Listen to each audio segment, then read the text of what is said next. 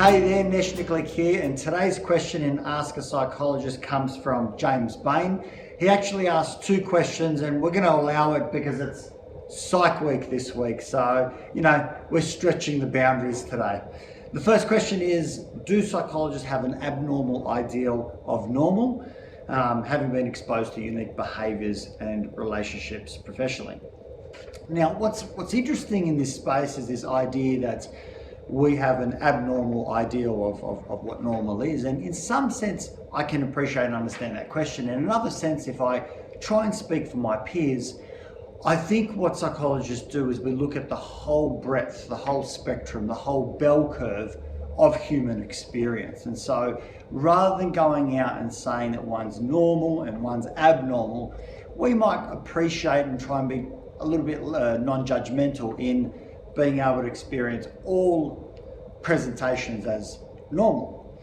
But normal isn't the same as functional. And I think there's a very, very, very different idea in that space. So functional is what we're trying to look at and assess and examine as to what it is that someone wants. And maybe we can ask these two hard questions of, what's important to you and who's important to you.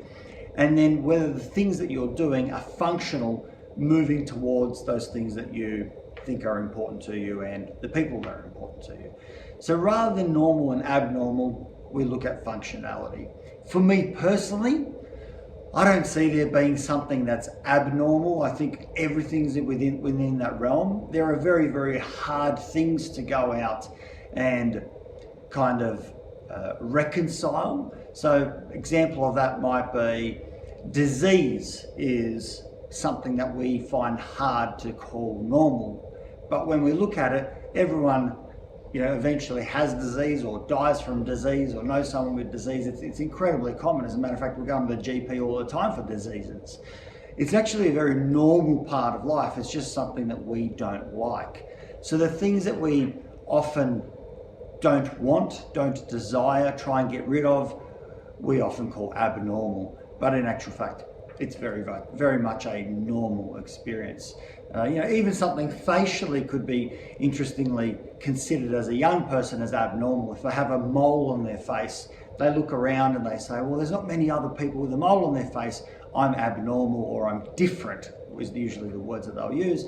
No, it's not that you're abnormal. We might use the word you're unique, and that's actually the truth. We're all very, very unique and very different. So, is there a skewed sense of normal? I don't think so. I think we might look at it slightly different than the general population in terms of looking at everything, or at least me looking at everything as being part of the norm, but there's certainly many, many unwanted norms that we don't like, which are usually on the fringes, and we would see that like, the fringe of extroversion or the fringe of introversion. Most people don't like that, and they'll call themselves abnormal around that.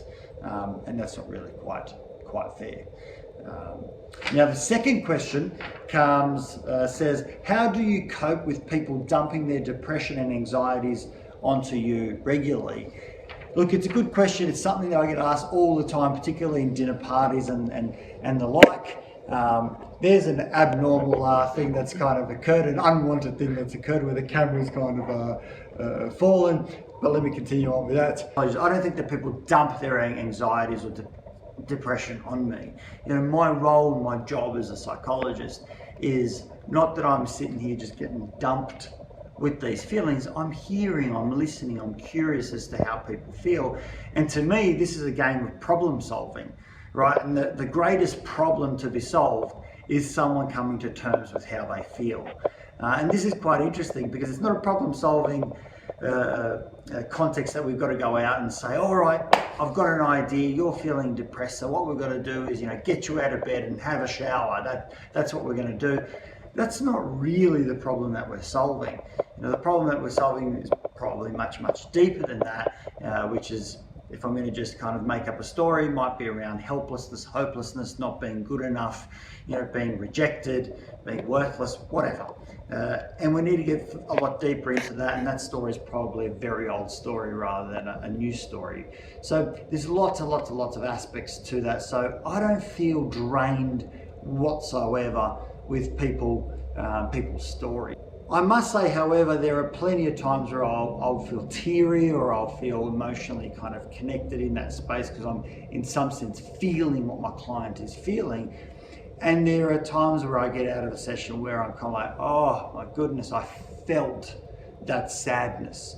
So you know when you walk out of a movie that was kind of gut-wrenching, well, that happens to me fairly often. You know, there are these gut-wrenching moments, and you know, sometimes I get a headache or something like that, but you know, that's part and parcel of feeling something which, you know, isn't abnormal. It's just what you go out and get, and hence why we kind of walk out of the cinemas going, oh geez, that was heavy. It was like, great, the producers were able to get you involved in kind of experiencing that loss. So yeah, thanks for the questions. I think they're excellent questions, and you know, look forward to, you know, hearing many more. So please, if you enjoyed this video and the camera moving, please let me know. Put any more questions down below.